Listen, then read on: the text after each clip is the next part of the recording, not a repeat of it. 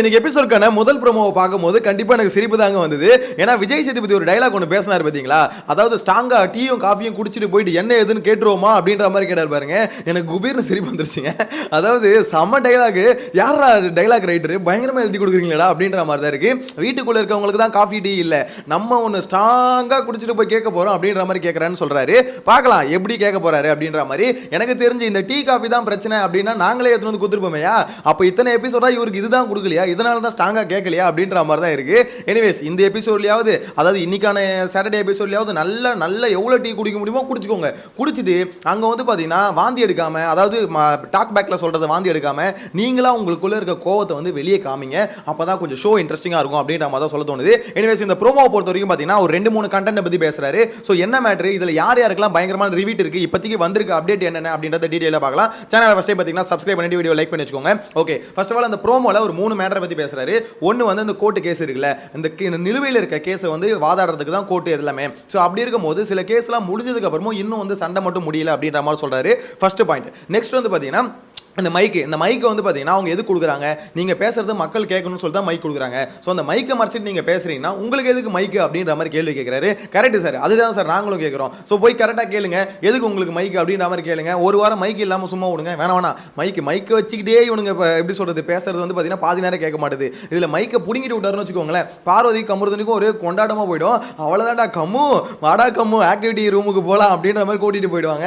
அதெல்லாம் பண்ணிடாதீங்க தயவு செஞ்சு, மைக்கெல்லாம் பிடிங்கிட்டாதீங்க. ஏன்னா ரெண்டும் பார்த்தீங்கன்னா வேற மாதிரியான ஒரு கப்புள்ஸ், நார்மல் கப்புள்ஸ் இல்லைங்க, அவங்க வேற மாதிரி கப்புள்ஸ். அதனால கொஞ்சம் நார்மல் பீப்புள்ஸ் இல்லை அவங்க அப்படின்ற மாதிரி சொல்லுவாங்களே, அது மாதிரி இவங்க 2 பேரும் நார்மல் பீப்புள்ஸ் இல்லை. அதனால அந்த மாதிரி ட்ரீட் பண்ணுறாதீங்க. ஏன்னா இதுக்கு முன்னாடி கமல் சார் வந்து ஒரு எபிசோடில் பண்ணியிருப்பாரு. மும்தாஜ் அவங்களோட இது வந்து பார்த்தீங்கன்னா மைக்கை வந்து அவங்க ஆஃப் மறைச்சிக்கிட்டு ஏதோ பேசியிருப்பாங்க. ஸோ அதனால பனிஷ்மெண்ட் என்ன கொடுத்துருப்பாரு, நீங்கள் மைக்கு கழட்டி வச்சுட்டு கொண்டாரு ஓரம் உட்காருங்க அப்படின்ற மாதிரி சொல்லியிருப்பாரு. அந்த மாதிரி பனிஷ்மெண்ட்டை தயவு செஞ்சு இதுங்க 2 கொடுத்துடாதீங்க. கொடுத்துட்டீங்கன்னா ஒரே கொண்டாட்டமாக போய்டும், என்ஜாய் பண்ணுவாங்க. பிக் பாஸ் என்ன பிக் பாஸ் நீங்கள் என்ன பனிஷ்மெண்ட் கொடுத்தீங்க, சேது சார் கொடுத்துருக்காரு பனிஷ்மெண்ட், இந்த மாதிரி ஓரம் போய் உட்காருது, எங்களுக்கு இதுதானே வேணும். மைக் இல்லாமல் ஒரு 1 hour விட்டுருந்தீங்கன்னா நாங்கள் எதுக்கு மைக்கை மறைக்க போகிறோம், நாங்கள் எதுக்கு இதெல்லாம் பண்ண போகிறோம், டெய்லி ஒரு 1 hour இந்த மாதிரி பனிஷ்மெண்ட் கொடுங்க, ஜாலியாக அனுபவிச்சுட்டு போயிடுறோம் அப்படின்ற மாதிரி தான் சொல்லுவாங்க. இன்னும் அந்த மைக் மேட்டரை பற்றி பேசுகிறாரு. நெக்ஸ்ட் வந்து பார்த்தீங்கன்னா இந்த டீ காஃபி முட்டை இதெல்லாம் கட் பண்ணாங்களே, ஸோ அந்த டாபிக் பேசிட்டு டீ குடிச்சிட்டு போகிறேன் அப்படின்ற மாதிரி இந்த 3 டாப்பிக்கை பற்றி அந்த ப்ரோமோவில் வந்து இன்ட்ரடியூஸ் பண்ணுறாரு, இன்ட்ரோ கொடுக்குறாருன்னு வச்சுக்கோங்களேன். ஸோ இந்த இன்ட்ரோவில் நல்லா ஃபயராக பயங்கரமாக மாஸாக ஸ்பீச் இருந்தது அப்படின்னு பார்த்தீங்கன்னா அதெல்லாம் இல்லை. அந்த ரைட்டர் யாருன்னு தான் தெரியல, என்னடா எழுதி கொடுக்குறீங்க. அதாவது இதுக்கு முன்னாடிலாம் பார்த்தீங்கன்னா இந்த க்ரீன் ஸ்க்ரீனில் இல்லாமல் அந்த ஸ்டேஜ்லேயே வந்து ஒரு இன்ட்ரோ கொடுத்துட்டு போவாங்க, அது கூட கொஞ்சம் பெட்டராக இருக்கும் போல். இப்போ இந்த க்ரீன் ஸ்க்ரீனில் வந்து கொடுக்கறதுனால விஜய் சேதுபதி கொஞ்சம் கூட பஞ்சரேலாக கொஞ்சம் இன்ட்ரெஸ்டிங்காகவே இல்லைங்க. ஏனங்க இப்படி பண்ணுறீங்க, நீங்கள் இந்த மாதிரிலாம் க்ரீன் ஸ்க்ரீனில் பண்ணாதீங்க, திருப்பி ஒழுங்காக ஸ்டேஜ்லேயே வந்து கொடுங்க. அட்லீஸ்ட் ஆடியன்ஸ் பார்த்து அந்த இன்ட்ரோ கொடுக்கும் போதாவது அட்லீஸ்ட் அவருக்கே தோணும் போல, ஆடியன்ஸ் கொஞ்சம் கை தட்டுற அளவுக்கு கொஞ்சம் மாசா இருக்கணும் அப்படின்ற மாதிரி. இது என்ன மாசாவா இருக்கு, தமாசா இருக்குங்க.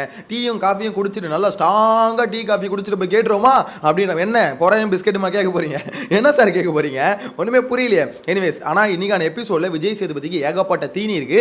அந்த தீனி போட்ட மகான்கள் யாருன்னு பாத்தீங்கன்னா ஒன்னு வந்து விஜய் பார்வதி, இன்னொன்னு கமுருதினு. ஸோ போன வாரம் இந்த மாதிரி ஏகப்பட்ட தீனி இருந்தது, இருந்தாலும் எதையுமே தின்னாம ஒரு பக்கெட்டை கட்டி பிடிச்சிட்டு அழுதுகிட்டு போனாரு. ஸோ அந்த மாதிரி இந்த வாரம் பண்ணாம இந்த மைக்கை மட்டுமே கட்டி பிடிச்சி அழுதுட்டு போகாம கண்டென்ட் எல்லா கண்டென்ட்டையும் விசாரிங்க அப்படின்ற மாதிரி சொல்ல தோணுது.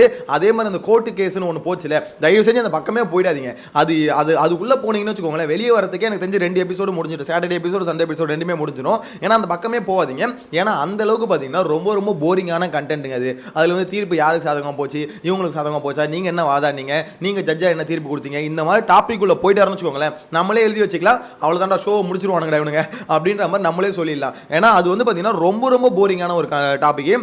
இந்த வீக்லி டாஸ்கே பார்த்தீங்கன்னா நம்மளுக்கு இந்த வீக்லி டாஸ்க் எப்படா முடியும் அப்படின்ற மாதிரி தான் இருந்தது. நான் கூட இந்த கோர்ட்டு கேஸ்னு வரும்போது எல்லாம் பயங்கரமாக கலவரங்கள் அதிகமாக வரும் அப்படின்ற மாதிரி நினச்சேன். ஆனால் வந்தது ஃபுல்லாக என்ன கேஸ்னா கள்ளக்காதல் கேஸு. அதாவது அவன் வந்து என்ன ஏமாத்திட்டான் அப்படின்ற மாதிரி பார்த்தீங்கன்னா ஆதிரை ஃபர்ஸ்ட் ஒரு கேஸ் கொடுக்குறாங்க. நெக்ஸ்ட் பார்வதி வந்து பார்த்தீங்கன்னா இவன் வந்து என்ன ஏமாத்திட்டான் அப்படின்ற மாதிரி இவங்க ஒரு கேஸ் கொடுக்குறாங்க. எனக்கு ஒன்றுமே புரியல. இது எல்லாமே பார்த்தீங்கன்னா அந்த லவ் மேட்ரு, இவங்களுக்குள்ள பேசின காசிப்ஸ், இதை வச்சு பார்த்தீங்கன்னா ஒரு கேஸாக போயிட்டு இருக்கே தவிர இந்த டாஸ்கில் இவன் இப்படி விளாட்றான், இந்த டாஸ்க்கை இந்த பிக் பாஸ் ஷோவில் வந்து பார்த்தீங்கன்னா இவன் இந்த மாதிரி ஒரு பிஹேவியர் எனக்கு இருக்கு அப்படின்னு நம்ம எக்ஸ்போஸ் பண்ற மாதிரி ஒரு விஷயம் வேணும் இருந்துதான் பார்த்தீங்கன்னா இல்லை. அது எக்ஸ்போஸ் பண்ற மாதிரி ஆதிரியை கொஞ்சம் ட்ரை பண்ணாங்க, எஃப்ஜேவை எக்ஸ்போஸ் பண்ணலாம் அப்படின்ற மாதிரி. ஆனால் விக்கல்ஸும் எஃப்ஜேவும் சேர்ந்துட்டு செம்மையாக ஸ்ட்ராட்டஜி போட்டு எல்லா கேஸுக்கும் பார்த்தீங்கன்னா ஒரே தீர்ப்பு தான், அதாவது ஒரே பதில் நான் முடிச்சுக்கிறேன் சார், எல்லா தப்பு என் மேலே தான் சார், நான் அப்படியே மன்னிப்பு கேட்டுறேன் சார் அப்படின்ற மாதிரி மன்னிப்பு கேட்டு ஓடனானுங்க பாருங்க. அதெல்லாம் வேற லெவலே அப்படின்ற மாதிரி தான் இருந்தது. ஏன்னா அந்த கேஸுக்கு ஆதிரியை போட்டதுக்கு எதுக்குன்னா இவனை பற்றி எல்லா மேட்டரையும் வெளியே சொல்லணும், கழிவு ஒன்று ஊற்றணும், அவனை வந்து பார்த்தீங்கன்னா அசிங்கப்படுத்தணும் அப்படின்ற மாதிரி நினைச்சாங்க. கடைசியில் அந்த கேஸ் ஏன்டா போட்டோம் அப்படின்ற மாதிரி அவங்களுக்கே அசிங்கமாயிடுச்சு. ஏன்னா அந்த மாதிரி பார்த்தீங்கன்னா போட்ட 10 செகண்டில் கேஸ் முடிஞ்சிருச்சு, தீர்ப்பு கொடுத்துட்டு போயிட்டாங்க. ஏமா ஆதிரி நீ தான் வின்னு, அவன் மன்னிப்பு கேட்டாமா அவள் தாமா அப்படின்ற மாதிரி முடிச்சுட்டு போயிட்டாங்க. ஸோ அந்த மாதிரி தான் இந்த கோர்ட்டு கேஸ் ஓவராலாக போச்சு. இன்ட்ரெஸ்டிங்காக எதுவுமே போலங்க.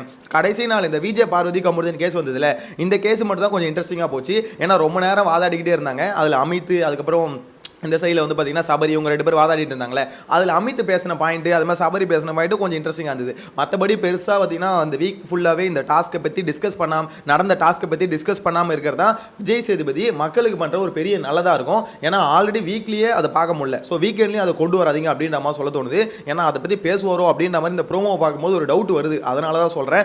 அதர்வைஸ் பார்த்தீங்கன்னா பார்வதி கமருதீன் இப்போ வந்திருக்க அப்டேட் படி பார்த்தீங்கன்னா பயங்கரமான ரோஸ்ட் இருக்குங்க. பார்வதிக்கும் சரி கமருதீனுக்கும் சரி பயங்கரமான ரோஸ்ட் இருக்குது. இந்த ரோஸ்ட் முடிச்சதுக்கு அப்புறம் நெக்ஸ்ட் இன்னொரு ரோஸ்ட் ஒன்று ஆரம்பிக்குது. அதாவது எனக்கு மட்டும் என்ன ஓவர் டியூட்டியா இருக்கு அப்படின்ற மாதிரி ஃபர்ஸ்ட் பார்வதி கமருதீன் இவங்களுக்கான ரோஸ்ட் முடிக்கிறாங்க. நெக்ஸ்ட் வந்து பார்த்தீங்கன்னா திருப்பி கமருதீனுக்கான ரோஸ்ட் ஆரம்பிக்குது. என்ன ப்ரோ சொல்ற அதான் முடிச்சிட்டாங்களே அப்படின்ற மாதிரி கேட்டீங்கன்னா அது வந்து mic segment. Next Divya segment இருக்குல்ல அந்த செக்மெண்ட்டுக்கு திருப்பி ஒரு ரோஸ்ட் ஆரம்பிக்குது. சரி ஓகே திவ்யா செக்மெண்ட் ரோஸ்ட் முடிஞ்சிச்சு அப்படின்னு பார்த்தா திருப்பி எஃப்ஜே செக்மெண்ட்ல ரோஸ்ட் ஆரம்பிக்குது. ஏய் கமருதீன் செத்தடா இன்னைக்கு அப்படின்ற மாதிரி தான் இருக்கு. 3 செக்மெண்ட்டாக பிரித்து அடின்னு அடிக்கிறாங்க. நாங்கள் எவ்வளோ தாங்க முடியும் அப்படின்ற மாதிரி தான் இருக்கு. இப்போ கமருதீன் லைவ்ல ஒரு மேட்டர் பேசிட்டு இருக்கு. அப்படி எஃப்ஜே வந்து அந்த கோர்ட்டில் பண்ணல சாரி கேட்டு ஓடனா பார்த்தீங்களா, அதே தான் கமருதீன் இப்போ சொல்கிறாரு. திவ்யா மேட்டரை பற்றி இது விஜய் சேதுபதி ஏதாவது கேட்டார்னு வச்சுக்கோங்களேன், நான் வந்து உடனே மன்னிப்பு கேட்டுருவேன் அப்படின்ற மாதிரி சொல்கிறேன். அப்படி அதை டீட்டெயிலாக சில விஷயம் பேசியிருக்காரு. அதை வந்து நெக்ஸ்ட் வீடியோவில் அதாவது அந்த டாபிக் வரும்ல, ஸோ அதில் டீட்டெயிலாக எக்ஸ்பிளைன் பண்ணுறேன். ஆனால் அவங்களோட ஸ்ட்ராட்டஜி வந்து பார்த்தீங்கன்னா எல்லாத்துலேயும் மன்னிப்பு கேட்டு எஸ்கேப் ஆகிறது வந்து பார்த்தீங்கன்னா விஜய் சேதுபதி ஆல்ரெடி ஏற்றுக்க மாட்டார். நீங்கள் எது கேட்டாலும் சாரி அப்படின்ற மாதிரினா ஏற்றுக்க மாட்டார். விக்கல் சீக்கிரம் கேட்டால் ஏற்றுப்பார். விக்கல் சீக்கிரம் வந்து கேட்குற தோணி இருக்குல்ல, அது வந்து சார் என் மனசாட்சி என்ன குத்துது சார், எனக்கே ரொம்ப அசிங்கமாக இருக்குது சார், எனக்கே என்ன கொன்னும் கழுத்து நெரிச்சு கொண்டுக்கணும் போல இருக்கு சார், என்னால் முடியல சார் என்னால் முடியல சார் அப்படின்னும் போது ஆப்போசிட்ல இருக்க விஜய் சேதுபதி வந்து எப்பா எதுவும் பண்ணிக்காதப்பா, தயவு செஞ்சு அதெல்லாம் எதுவும் பண்ணிக்காதப்பா, சரி ஓகேப்பா நீ சாரி கேட்டலப்பா ஓகேப்பா அப்படின்ற மாதிரி உட்கார வச்சிருவாரு. அதர்வைஸ் நீங்கள் நார்மலாக சாரி சார் நான் பண்ண தப்பு தான் சார் அப்படின்ற மாதிரி, அது எப்படிமா சாரி இப்படி கேட்டால் எல்லாத்துக்கும் சாரி கேட்டு போயிடலாமே, அப்புறம் எதுக்கு இங்கே வந்து ஒரு விஷயத்தை விசாரிக்கணும், சாரி அப்படிலாம் சும்மா சாரி கேட்டாலும் உட்கார உடவைக்க முடியாதுமா அப்படின்ற மாதிரி மற்றவங்க கிட்ட இவர் ஹேண்டில் பண்ணுறது இப்படியும் விக்ரம் கிட்ட இவர் ஹேண்டில் பண்ணுறது இப்படி இருக்கும். அதே மாதிரி விக்ரமோட பதில் வந்து பார்த்தீங்கன்னா இப்படி இருக்கும், பயங்கர ட்ராமாட்டிக்காக இருக்கும். யாருமே ஆப்போசிட்லேருந்து கொஸ்டினே பண்ண முடியாதுங்க. விக்ரமோட ஸ்ட்ராட்டஜி அதான். அது வந்து ஒரு மாதிரி எமோஷ்னலாக கொண்டு போயிடுவார். ஸோ அங்கே வந்து பார்த்தீங்கன்னா கொஸ்டின் பண்ண முடியாத சுச்சுவேஷன் கொண்டு போயிடுவார். அதை வச்சு விஜய் சேதுபதியும் பார்த்தீங்கன்னா கேள்வி இதுவரை கேட்டதும் இல்லை கேட்க போகிறதும் இல்லை அப்படின்ற மாதிரி அது ஒரு பக்கம் இருக்கட்டும்னு வச்சுக்கோங்களேன். இருந்தாலும் சாரியை வச்சு மட்டுமே தப்பிக்கிறதுக்கு நிறைய பேர் பிளான் போட்டிருக்கானுங்க. பார்த்து அந்த சாரி கேட்குறாங்கன்னு சொல்லிட்டு விட்றாதீங்க அப்படின்ற மாதிரி சொல்ல தோணுது. உங்களோட கருத்து என்ன? இன்னைக்கான எபிசோட பொறுத்தவரைக்கும் ரோஸ்ட் ஹெவியாக இருக்கும் அப்படின்ற மாதிரி இப்போதைக்கு அப்டேட் வருது. நீங்கள் எப்படி எக்ஸ்பெக்ட் பண்ணுறீங்க? பயங்கரமாக இருக்கும் அப்படின்ற மாதிரி நினைக்கிறீங்களா? அந்த அளவுக்குலாம் எதுவும் இருக்காது. எப்பவும் போல் ஆற்றுன்னு ஆற்றிட்டு போயிடுவார். அதான் டீ குடிச்சிட்டு வந்தேன் அவதான் அவர் போயிட்டு பார்த்தீங்கன்னா நல்ல ஒரு டீயும் காஃபியும் குடிச்சிட்டு வந்து பார்த்தீங்கன்னா இப்படி இங்கே வந்து ஏதோ ஒரு சும்மா கதை பேசுகிற மாதிரி பேசிட்டு அதுக்கடுத்து போயிட்டு ஒரு ஃபுல் மீல் சாப்பிட்டு திருப்பி சண்டே எபிசோட முடிச்சுட்டு வீட்டுக்கு போயிடுவார். இதுதாங்க அவரோட பிளான். அவரோட ஷெடியூல் வந்து பார்த்தீங்கன்னா ப்ரோமோலே சொல்கிறாரு அப்படின்ற மாதிரி நினைக்கிறீங்களா? உங்களோட கருத்து எது வந்தாலும் மறக்காமல் கமெண்ட்டில் மென்ஷன் பண்ணுங்கள். ஆனால் எனக்கு இந்த டைலாக் எழுதி கொடுக்குறதா யாருன்னு தெரியல. எதுக்கு இந்த மாதிரி வந்து எழுதி கொடுக்குறீங்க? கலாய்க்கிறதுக்குனே எழுதி கொடுக்குறீங்களா என்னன்னு தெரியல. டீ காஃபி குடிச்சிட்டு ஸ்ட்ராங்காக குடிச்சிட்டு போய் கேட்டுருவோமா அப்படின்ற மாதிரி கேட்டுருவோமா? யாரா நீங்கள்? புரியலையே. எனிவேஸ் நெக்ஸ்ட் வீடியோவில் மீட் பண்ணலாம். Bye by.